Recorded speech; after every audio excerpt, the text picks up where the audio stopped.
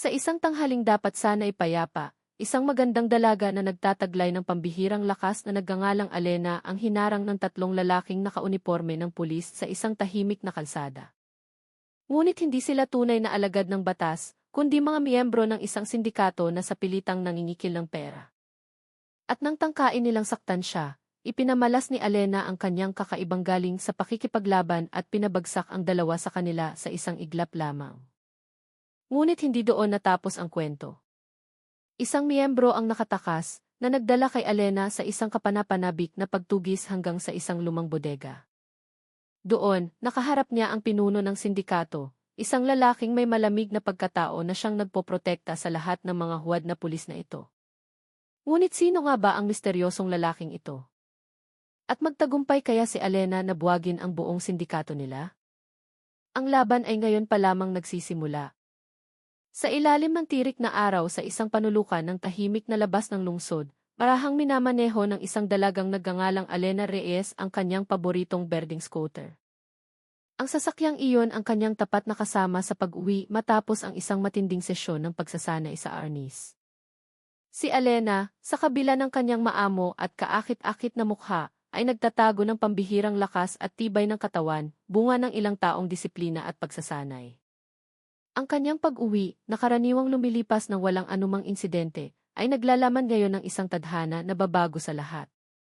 Ang bughaw na kalangitan ay malawak na nakalatag sa itaas niya, na may mga puting ulap na marahang gumagalaw, na tila mga piping saksi sa mga pangyayaring malapit ng maganap sa katahimikan ng kalsadang iyon. Ngunit ang kapayapaan sa paglalakbay ni Alena ay hindi nagtagal.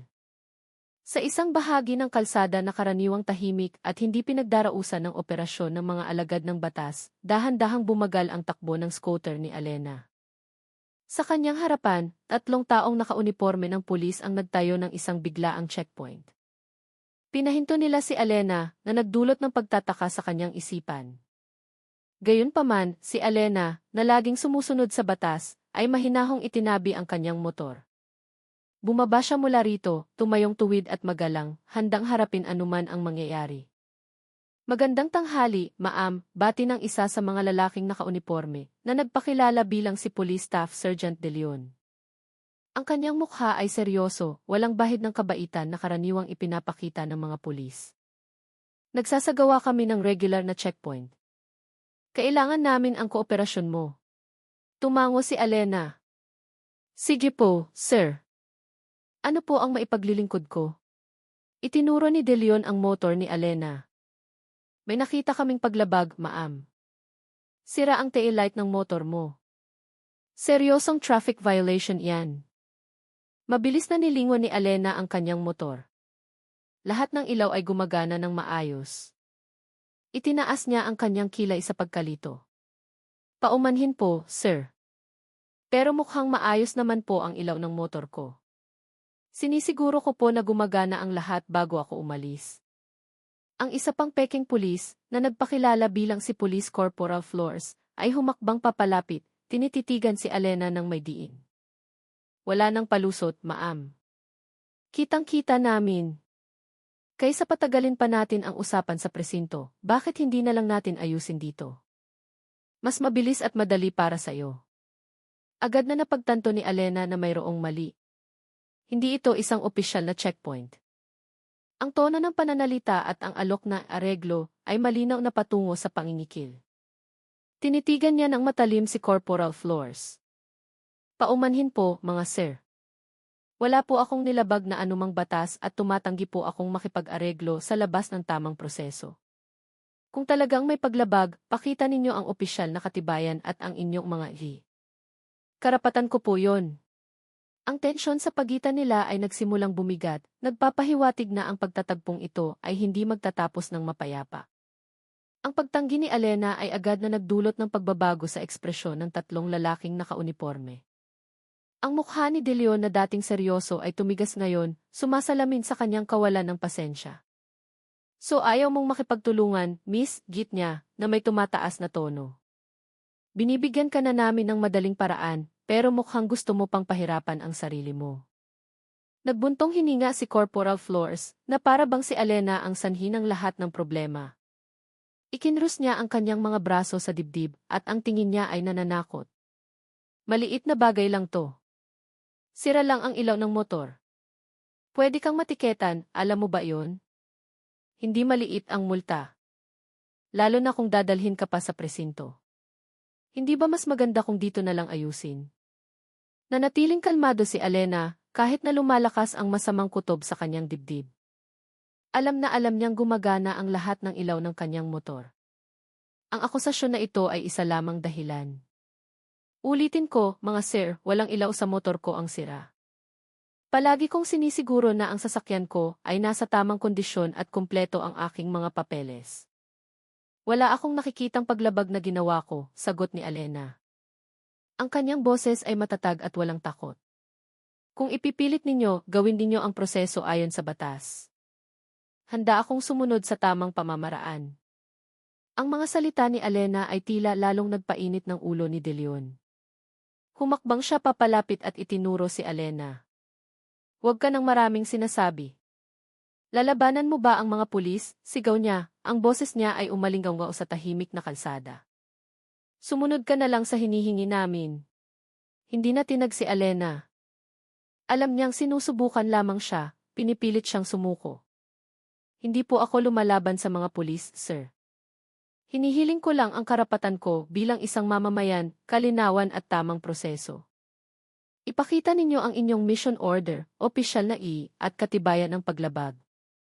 Kung hindi, ituturing ko itong isang pagtatangkang panloloko. Ang tensyon sa pagitan nila ay umabot na sa sukdulan, lumilikha ng isang nakakatakot na aura na handang sumabog anumang oras. Itinakda na ni Alena ang kanyang linya at wala nang atrasan. Ang katatagan ni Alena sa paghingi ng kalinawan ay lalo pang nagpaalab sa emosyon ni De Leon. Namula ang kanyang mukha sa galit at lumitaw ang mga ugat sa kanyang leg. Tama na. Ang dami mong sinasabi, sigaw niya habang itinataas ang hawak na batuta. Akala mo ba nagbibiro kami? Mga alagad kami ng batas.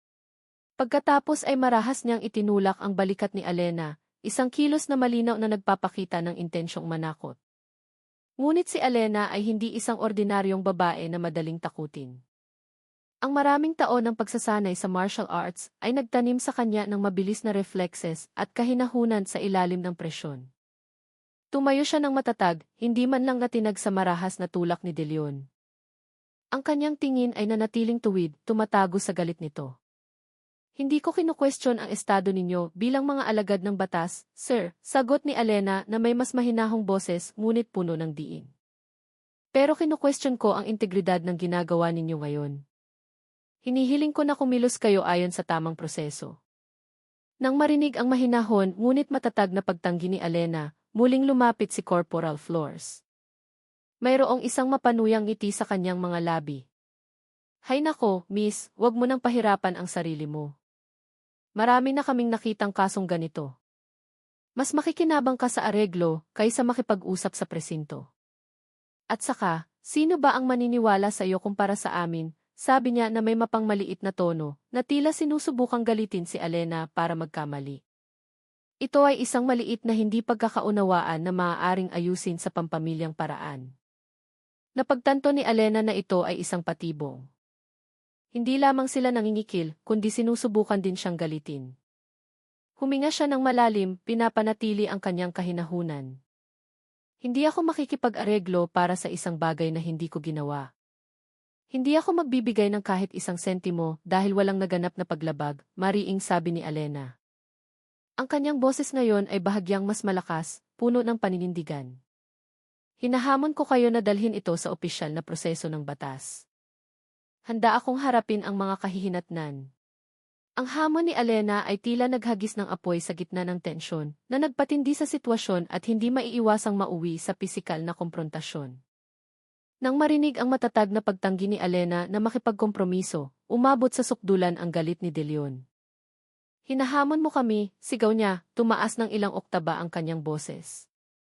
Walang pag-aalinlangan, iwinasiwas niya ang kanyang batuta at, sa isang mabilis na kilos, itinulak si Alena ng buong lakas. Huwag kang magbiro sa amin, miss. Mga otoridad kami. Ang tulak na iyon ay sinadya upang pabagsakin at takutin si Alena. Ngunit malayo siya sa pagkatakot. Si Alena, na may reflexes na hinasa sa loob ng maraming taon sa pamamagitan ng pagsasanay sa arnis, ay mabilis na kumilos. Bago pa man tumama ang batuta sa kanyang katawan, nagawa niyang umiwas ng buong husay. Ang mga mata ni Alena ay nagpakita ng isang kahinahunan na salungat sa galit ni De Leon. Hindi ko hinahamon ang batas, sir, sagot ni Alena. Ang kanyang boses ay nanatiling kontrolado sa kabila ng umiinit na sitwasyon. Tinatanggihan ko lang ang pangingikil at hindi makatarungang gawain. Ang ginagawa ninyo ay hindi pagpapatupad ng batas, kundi isang krimen. Tumawa ng mapanuya si Corporal Flores. Tingnan mo siya, nagpapanggap na matapang. Sa tingin mo kaya mo kaming labanan? May uniforme kami, may kapangyarihan kami. Siya at ang ikatlong kasama ay pumosisyon sa paligid ni Alena, na tila handa ng sumugod. Ngayon, pumili ka, areglo o sisiguraduhin naming pagsisisihan mo ito. Pinagmasdan sila ni Alena isa-isa. Isang maliit na ngiti ang sumilay sa kanyang mga labi. Ang ngiting iyon ay hindi tanda ng pagsuko, kundi ng tiwala sa sarili. Sinabi ko na, hindi ako magbibigay ng kahit isang sentimo para sa isang krimen, mariing sabi ni Alena. Ang kanyang boses ngayon ay puno ng hindi matitinag na lakas. At hindi ko pagsisisihan na ipagtanggol ang sarili ko mula sa mga manlolokong nagpapanggap na pulis tulad ninyo.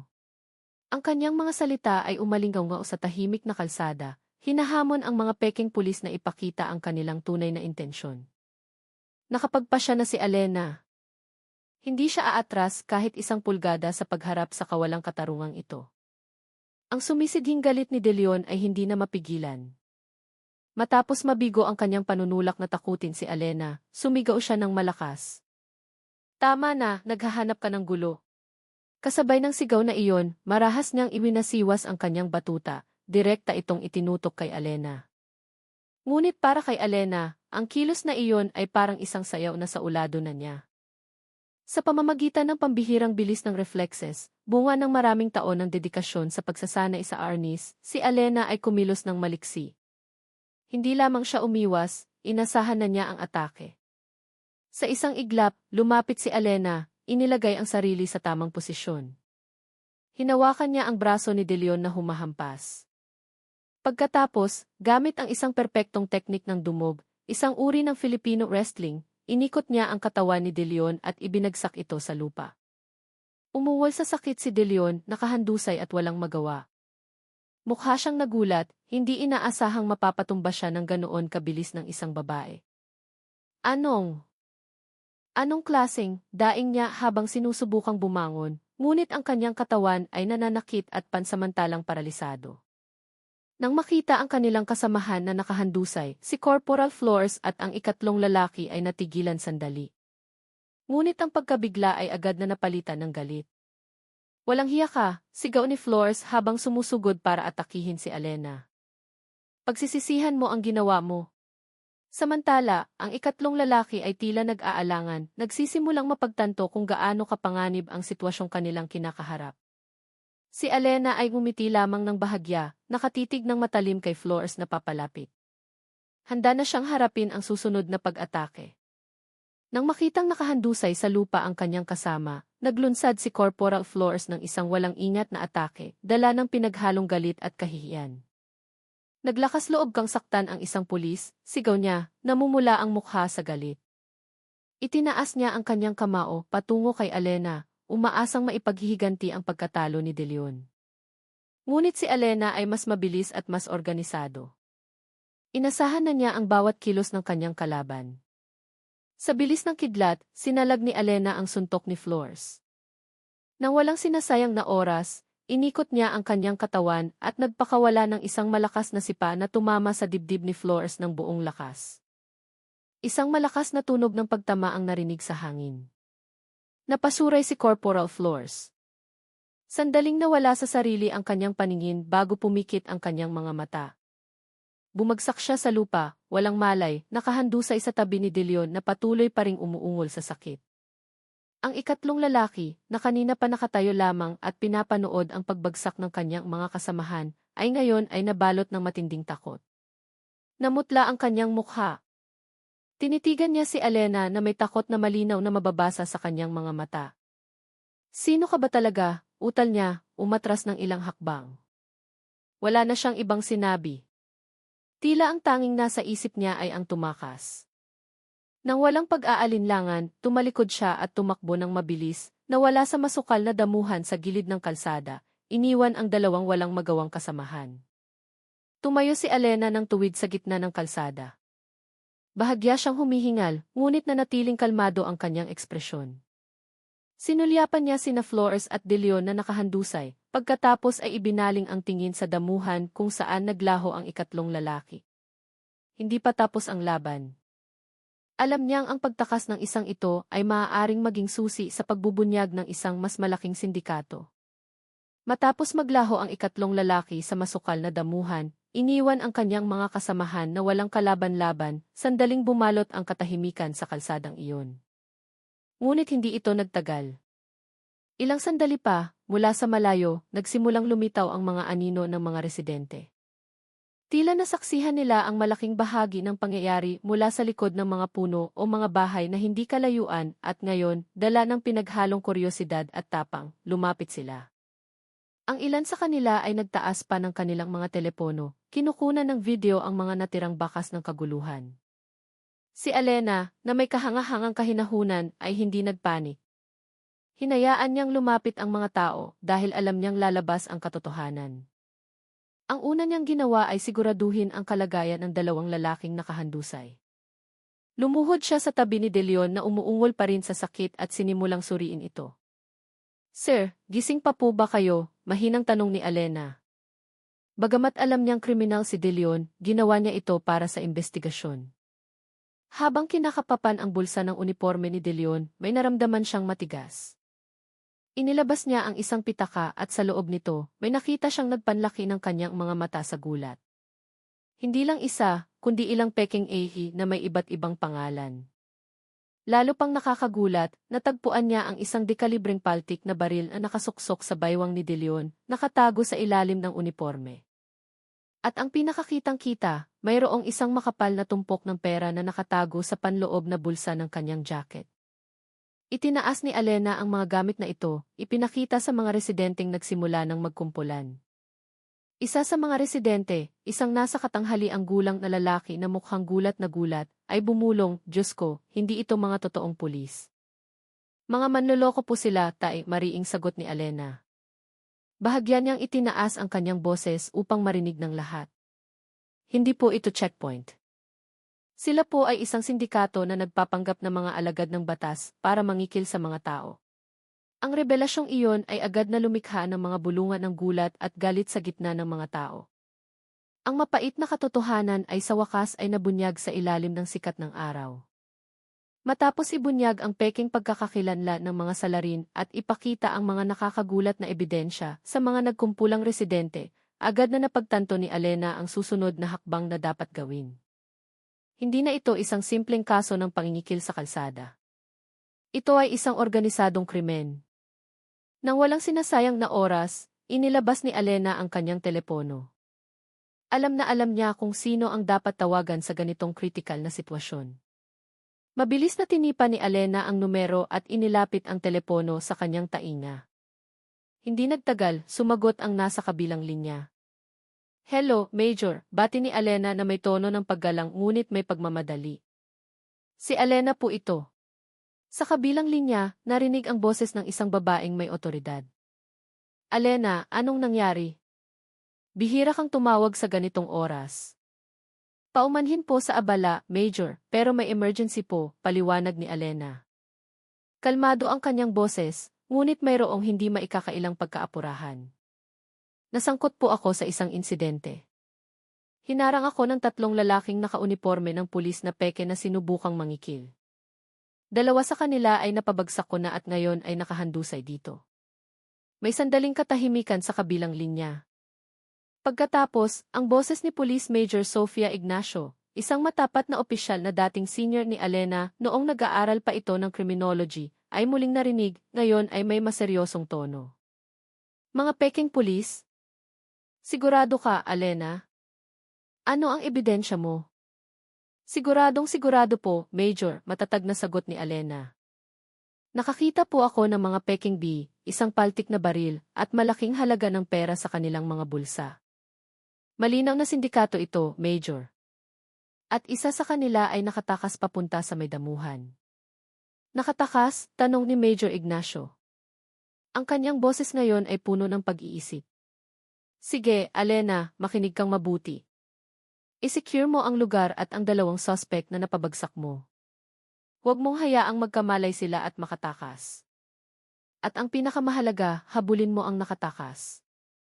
Sigurado akong siya ang magtuturo sa atin sa mas malaking network. Magpapadala ako agad ng mobile patrol unit sa lokasyon mo. Opo, Major, mabilis na sagot ni Alena. Tinapos niya ang tawag. Ibinaling niya ang tingin sa damuhan kung saan naglaho ang ikatlong lalaki. Malinaw ang utos ni Major Ignacio. Hindi lamang ito tungkol sa paghuli sa mga salarin sa lugar, kundi sa pagbuwag sa buong pugad ng krimen. Nang marinig ang matatag at walang pag-aalinlang ang utos ni Major Ignacio, tumango si Alena na para bang kaharap niya ang komandante. Opo, Major. Hahabulin ko na po ang nakatakas, sagot ni Alena na may boses na puno ng determinasyon. Pinutol niya ang tawag at tinitigan ang dalawang lalaking nakapeking uniforme na nakahandusay pa rin. Ang mga residenteng nakapaligid ay mukhang gulat pa rin at ang ilan ay nagsimula ng magbulungan. Lumingon si Alena sa isa sa mga residente na tila mas matapang, isang nasa katanghali ang gulang na lalaki na kasama sa mga nakasaksi. Tay, pwede po bang kayo at ang iba pa ang magbantay sa dalawang ito hanggang dumating ang mga tunay na pulis? Tanong ni Alena. Itinuturo sina De Leon at Flores. Mga manloloko po sila, kaya huwag ninyong hayaang makatakas. Mabilis na tumango ang lalaki. CJ, Ineng. Kami na ang bahala. Huwag kang mag-alala, hindi sila makakaalis dito, sagot niya na may matatag na boses, nagpapakita ng diwa ng pagkakaisa. Sumang-ayon din ang iba pang residente, handang tumulong sa pag-secure ng sitwasyon.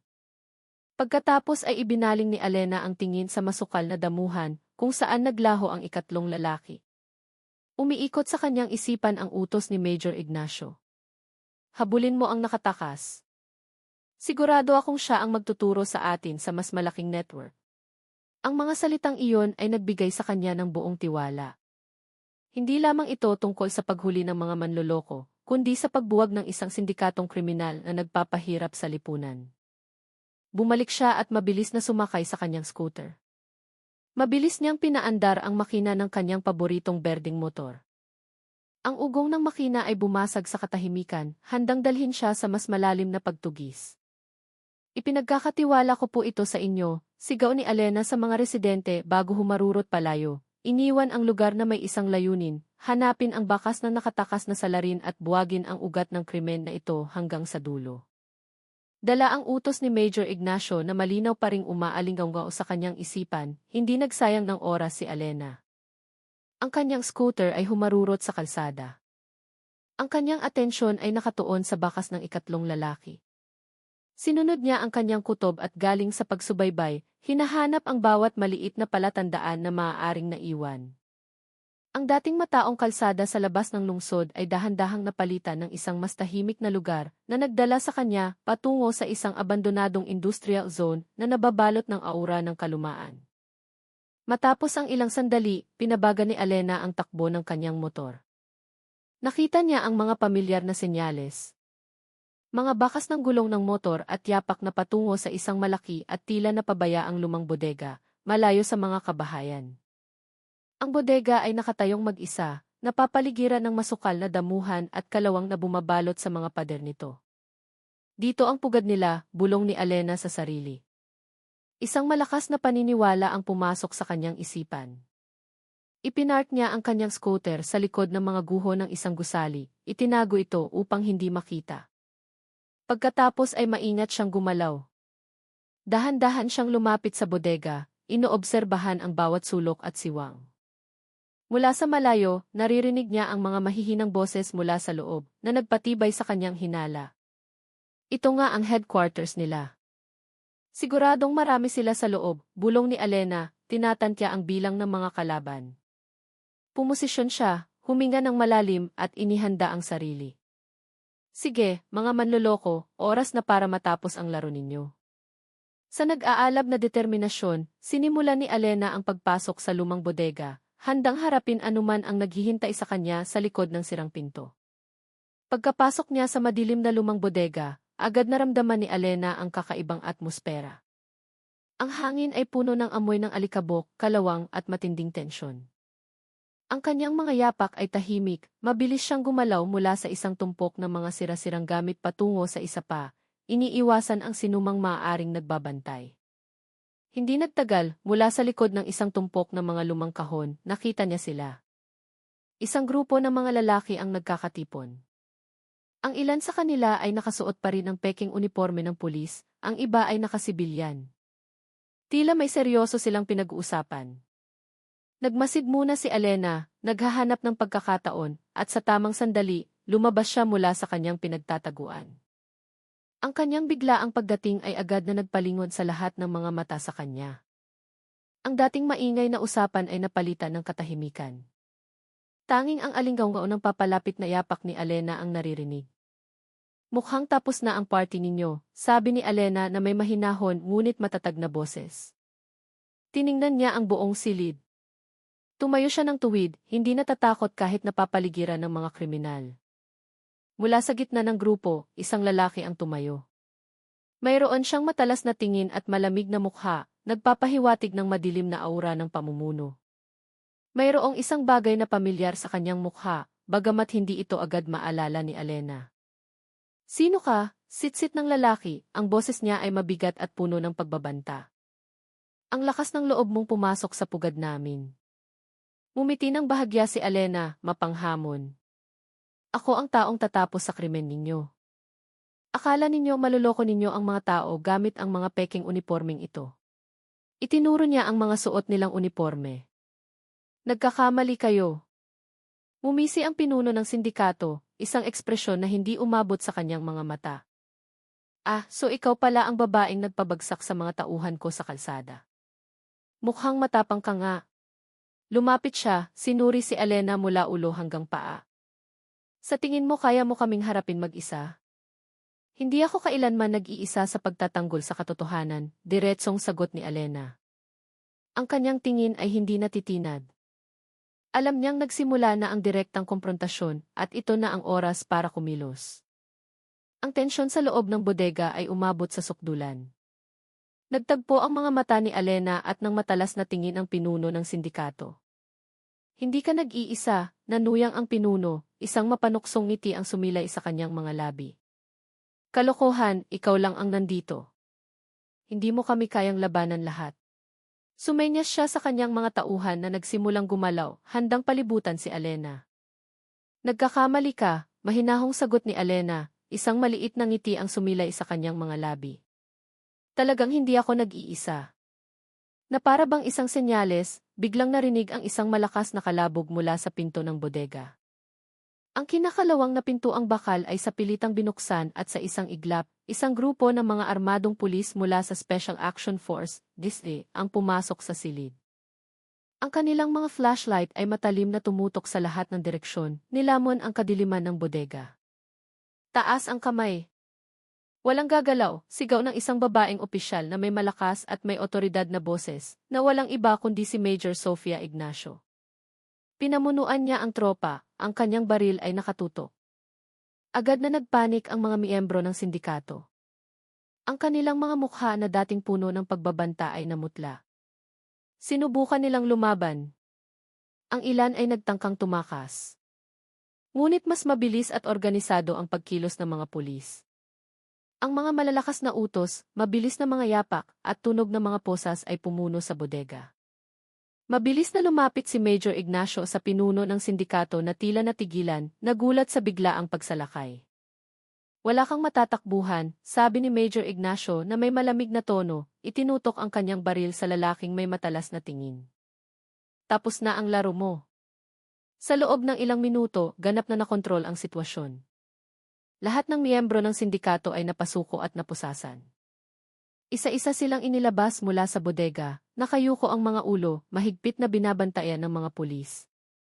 Lumapit si Major Ignacio kay Alena, binigyan siya ng isang ngiti ng paghanga. Magaling, Alena, mahinang sabi niya. Nagawa mo ang trabaho mo ng mahusay. Tumango si Alena. Ang kanyang tingin ay nakatuon sa pinuno ng sindikato na ngayon ay nakaposas na rin. Nararamdaman pa rin niya ang isang kakaibang pakiramdam sa likod ng mukha ng lalaking iyon. Silang lahat ay dinala patungo sa Camp Crame para sa mas malalim na interogasyon. Iniwan ang lumang bodega na muling nabalot sa katahimikan, ngunit ngayon ay may kwento ng isang malaking operasyon sa likod nito. Sa interrogation room ng Camp Crame, ang kapaligiran ay tensyonado ngunit puno ng pag-asa. Si Major Sofia Ignacio mismo ang nanguna sa interogasyon, katulong ang ilang iba pang investigador. Isa-isang hinarap ang mga nahuling miyembro ng sindikato, kasama sina De Leon, Flores, at ang kanilang pinuno, sa sunod-sunod na matatalim na tanong. So lahat kayo ay bahagi ng network na ito, tanong ni Major Ignacio, kay De Leon na ngayon ay nakaupo ng malungkot, wala na ang dating yabang. Gaano na kayo katagal nagsasagawa ng panlolokong ito at saan-saan? Si De Leon, na ngayon ay sukdulan na, ay sumuko na rin. Matagal na po, Major, sagot niya na may paos na boses. Nag-ooperate po kami sa iba't ibang lungsod. Pareho po ang modus, peking checkpoint. Target namin ang mga tahimik na kalsada, naghahanap ng mga biktimang mukhang inosente o nagmamadali. At ikaw, Flores, bumaling si Major Ignacio kay Flores. Ano ang papel mo sa sindikatong ito? Ikaw ang madalas na pumipilit sa mga biktima para makipag-areglo, hindi ba? Tumango si Flores, sumusuko. Opo, Major. Ako po ang karaniwang negosyador. Ginagamit namin ang peking uniforme para maniwala ang mga tao. Pagkatapos ay tinitigan ng matalim ni Major Ignacio ang pinuno ng sindikato na sinusubukan pa ring panatilihin ang kanyang malamig na ekspresyon. At ikaw, sino ka ba talaga? Alam naming si De Leon ay isang dating pulis na tinanggal sa serbisyo. Paano ka naman? Sino ang utak ng lahat ng ito? Huminga ng malalim ang pinuno na para bang pagod ng magpanggap. Isa lang akong tao na nakakita ng oportunidad, Major, maikling sagot niya, ngunit ang kanyang mga mata ay nagtatago pa rin ng mga lihim. Ang sunod-sunod na interogasyon ay nagpatuloy at ang buong kwento ng krimen ay unti-unting nabunyag. Nalaman na ang tatlong unang salarin na hinarap ni Alena ay maliit na bahagi lamang ng isang mas malaking network ng pangingikil. Ginamit nila ang mga peking uniforme at giyu upang manloko ng mga tao sa iba't ibang lungsod, sinasamantala ang kawalan ng kaalaman at takot ng publiko sa mga otoridad. Si De Leon mismo ay kumpirmadong isang dating pulis na tinanggal sa serbisyo dahil sa katiwalian at ngayon ay isang wanted na kriminal.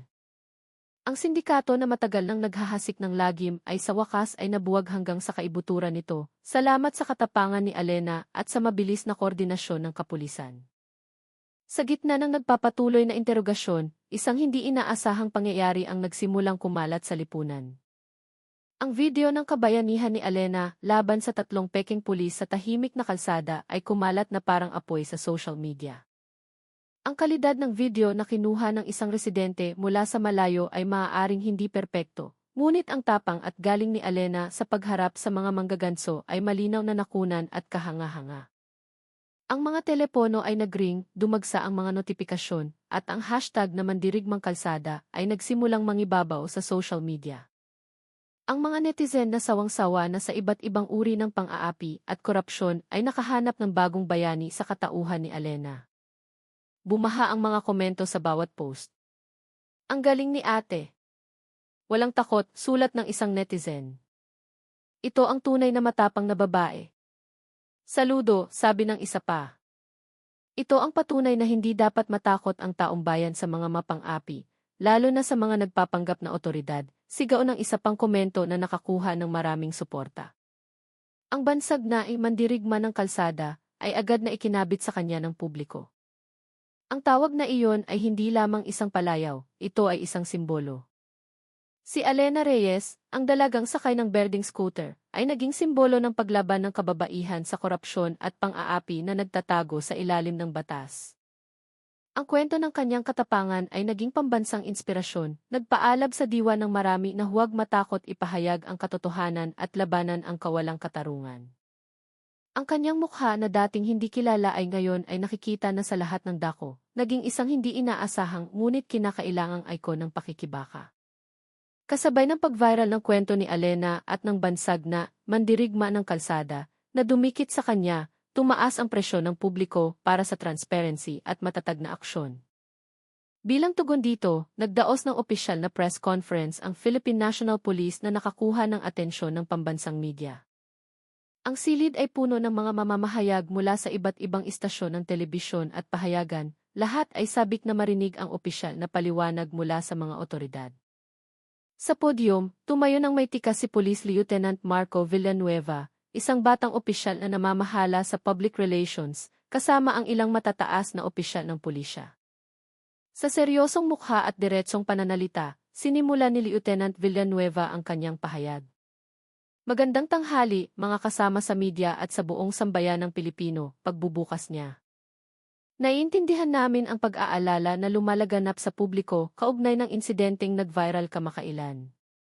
Kaya naman, narito kami ngayon upang magbigay ng opisyal na impormasyon tungkol sa pagkakahuli ng sindikato ng pangingikil na nagpapanggap na pulis. Ipinagpatuloy niya ang pagpapaliwanag sa mga detalye ng operasyon. Nais naming ipaalam na ang operasyong pagbuwag sa sindikato ng iligal na checkpoint na ito ay matagal ng target ng aming pagmamanman. Marami ng reklamo mula sa publiko ang aming natanggap tungkol sa ganitong uri ng panloloko sa iba't ibang rehiyon. Ang pagkakahuli na naganap kahapon sa tulong at katapangan ni Gih. Alena Reyes ay ang resulta ng masusing investigasyon na aming isinagawa sa loob ng maraming buwan.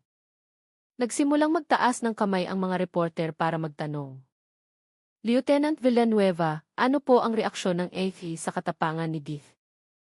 Alena na binansagang mandirigma ng kalsada, tanong ng isang reporter mula sa isang kilalang news outlet. Bahagyang humiti si Lieutenant Villanueva at tumango. Lubos naming pinahahalagahan at pinasasalamatan ang pambihirang katapangan ni Gih. Alena, ang kanyang ginawa ay malaking tulong sa amin upang mapabilis ang proseso ng paghuli sa network na ito. Ang kanyang tapang ay dapat maging halimbawa sa ating lahat na huwag matakot labanan ang anumang uri ng krimen at pang-aapi. Ang pahayag na ito ay sinalubong ng palakpakan at mga flash ng kamera. Ang press conference ay hindi lamang nagkumpirma ng malaking operasyon, kundi opisyal na rin kinilala si Alena bilang isang bayani, hindi lamang ng publiko, kundi pati na rin ng institusyon ng batas. Ito ay isang karapat-dapat na pagkilala sa kanyang katapangan. Sa gitna ng pagbubuni ng publiko at papuri na dumadaloy para kay Alena, isang mahalagang eksena ang naganap sa likod ng mga rehas sa Camp Crame. Sa isang malamig na selda, pinuntahan ni Major Sofia Ignacio ang mga nahuling miyembro ng sindikato. Ang kapaligiran sa loob ng selda ay tahimik. Tanging mga mukha ng pagsisisi o marahil ay nakatagong galit ang makikita sa mga bilanggo. Tumayo si Major Ignacio sa harap nila. Ang kanyang tingin ay matalim, pinagmamasdan sila isa-isa. Huminga siya ng malalim, handang magbunyag ng isang bagay na ikagugulat ng lahat. Hindi lamang ng mga salarin, kundi pati na rin ang nabuong pampublikong naratibo. Siguro iniisip ninyo na kilala ninyo na kung sino ang nagpabagsak sa inyo sa kalsada, di ba? Simula ni Major Ignacio. Ang kanyang boses ay kalmado, ngunit naglalaman ng hindi matitinag na kapangyarihan. Kilala ninyo siya bilang si Alena Reyes, ang mandirigma ng kalsada na nag-viral. Nagkatinginan ang mga bilanggo.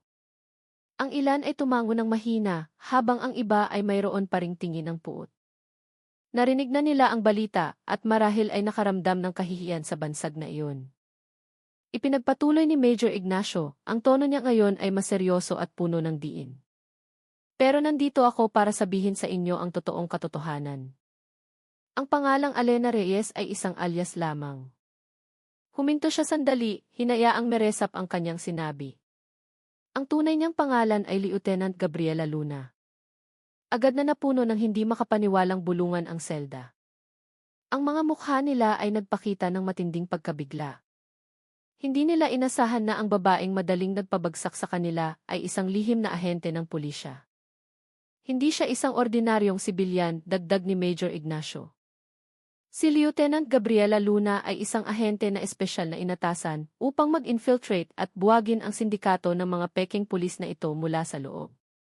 Matagal na siyang nagtatrabaho sa ilalim ng aming superbisyon at ang tagumpay niya sa paghuli sa inyo ay patunay ng kanyang dedikasyon at propesyonalismo. Ang revelasyon na iyon ay lalong nagpatindi sa tensyon sa selda. Ang mga salarin ay hindi makapagsalita, napagtanto na hindi lamang sila nakaharap sa isang sibilyan na magaling sa martial arts, kundi sa isang sanay na propesyonal na inatasan para hulihin sila. Ito ay isang malaking dagok na nagpabagsak sa natitirang kayabangan nila. Matapos ibunyag ang tunay na pagkakakilanlan ni Alena bilang si Lieutenant Gabriela Luna, ang lihim na ahente, tinitigan ni Major Sofia Ignacio ang mga bilanggo, lalo na sina De Leon at Flores na ngayon ay namumutla. Kaya ngayon alam niyo na kung sino talaga ang kinalaban ninyo, sabi ni Major Ignacio, puno ng otoridad ang boses. Pagkatapos ay lumapit siya sa selda kung saan nakakulong ang pinuno ng sindikato, ang lalaking may matalas na tingin na pamilyar kay Alena. Itinaas ng pinuno ang kanyang ulo. Ang tingin niya ay malamig at hindi mabasa, na tila may malaki pa ring itinatagong lihim. Itinuro siya ni Major Ignacio, pagkatapos ay lumingon kay Alena na ngayon ay sumali na rin sa silid, pinapanood ang lahat. At Lieutenant Luna, sabi ni Major Ignacio na may bahagyang mas mahinang boses, ngunit bawat salita ay may pambihirang bigat. Siya ang kapatid mo. Agad na bumalot ang nakabibinging katahimikan sa silid. Si Alena, o ngayon ay Lieutenant Luna, ay natigilan. Ang kanyang mga mata ay nanlaki, hindi kumukurap, nakatitig sa lalaki sa likod ng rehas. Ang sunod-sunod na sorpresa ay tila walang halaga kumpara sa katotohanang kabubunyag lamang. Ang kanyang sariling kapatid, ang lalaking kanyang tinugis, ang utak ng sindikatong kriminal, ay ang kanyang kuya. Ang lalaki sa likod ng rehas, ang pinuno ng sindikato, ay tumingin pabalik kay Lieutenant Luna. May isang maliit na ngiti sa kanyang mga labi. Hindi isang ngiti ng pagsisisi o pagkatalo, kundi isang kakaibang ngiti na tila puno ng misteryo. Na para bang isang bagong laro ang kasisimula pa lamang. Gabi, bulong niya, ang boses niya ay paos ngunit pamilyar. Nagkita rin tayo. Hindi ko inasahan na sa ganitong paraan. Hindi sumagot si Lieutenant Luna. Nanikip ang kanyang lalamunan. Tanging ang pagtitig sa mga mata ng kanyang kapatid, na naglalaman ng libo-libong kwento, ang nagawa niya. Sa pagitan nilang dalawa, mayroong isang madilim na nakaraan at isang mas malalim na hidwaan na hindi pa nalulutas, na ngayon ay nabunyag sa likod ng paglutas ng isang kasong kriminal. Isang komplikadong ugnayan ng dugo ang nakataya ngayon sa larangan ng labanan sa pagitan ng hustisya at kasamaan. Ang revelasyon na ang pinuno ng sindikato ay ang kapatid ni Lieutenant Luna ay nag-iwan ng matinding tensyon sa holding cell. Si Lieutenant Luna ay nakatayo, nakatitig sa kanyang kapatid na may halong gulat, lungkot at galit. Hindi kumukurap ang kanyang mga mata, sinusubukang basahin ang ekspresyon sa mukha ng kanyang kuya na matagal na niyang inakalang nawawala o marahil ay patay na. Ang kanyang kapatid sa likod ng rehas ay ngumiti lamang. Hindi isang ngiti ng pagsisisi sa mga krimen na kanyang ginawa, kundi isang ngiting puno ng kahulugan. Na para bang ang buong operasyon na ito ay simula pa lamang ng isang mas malaking laro. Isang laro na matagal na niyang hinihintay. Si Major Ignacio, na nasaksihan ang tensyonadong interaksyon sa pagitan ng magkapatid, ay lumapit. Tiningnan niya si Luna, pagkatapos ay bumaling sa kuya nito. Seryoso ang kanyang mukha. Mayroon kayong komplikadong nakaraan, bulong niya, ang boses ay mahina ngunit puno ng pangunawa. Hindi lamang ito tungkol sa kaso ng sindikato. May mas malalim na dahilan dito, hindi ba? Huminga lamang ng malalim ang kapatid ni Luna. Ang tingin niya ay hindi inaalis sa kanyang kapatid. Simula pa lang ito, gabi, sabi niya. Ang kanyang boses ngayon ay mas malinaw at puno ng kahulugan. Ang nakita mo ngayon ay ang dulo lamang ng malaking bundok ng yelo. Marami ka pang hindi alam. Naramdaman ni Lieutenant Luna ang isang mabigat na pasanin sa kanyang dibdib. Halo-halo ang kanyang emosyon, gumaan ang loob dahil nabuwag ang sindikato, ngunit nawasak din dahil nalaman niyang ang kanyang kapatid ang utak nito. Anong ibig mong sabihin? Mahinang tanong niya, bagamat alam niyang ang sagot ay maaaring mas masakit pa kaysa sa mga katotohanang nabunyag na. Dahan-dahang tumango si Major Ignacio. Tama, ang pagkakahuli sa sindikatong ito ay isang malaking tagumpay para sa amin at sa lipunan. Ngunit ito ay isang bahagi lamang ng mas malaking palaisipan. Tiningnan niya si Lieutenant Luna at ang kapatid nito. Ang hidwaan ninyo, ang relasyon ninyo, lahat ng ito ay nagpapahiwatig ng isang mas malawak na network at mas mapanganib na agenda na hindi pa nabubunyag. Hindi pa ito ang katapusan ng laban mo, Luna. Sa nakabibinging katahimikan, isang hindi maiiwasang konklusyon ang lumitaw. Hindi ito ang pagtatapos ng isang kwento, kundi ang simula ng isang mas malaking digmaan. Isang digmaan sa pagitan ng katotohanan at kasinungalingan, sa pagitan ng hustisya at kadiliman, na maaaring kasangkutan ng ugnayan ng dugo at isang madilim na nakaraan. Ang laban ni Lieutenant Luna ay ngayon pa lamang nagsisimula, at sa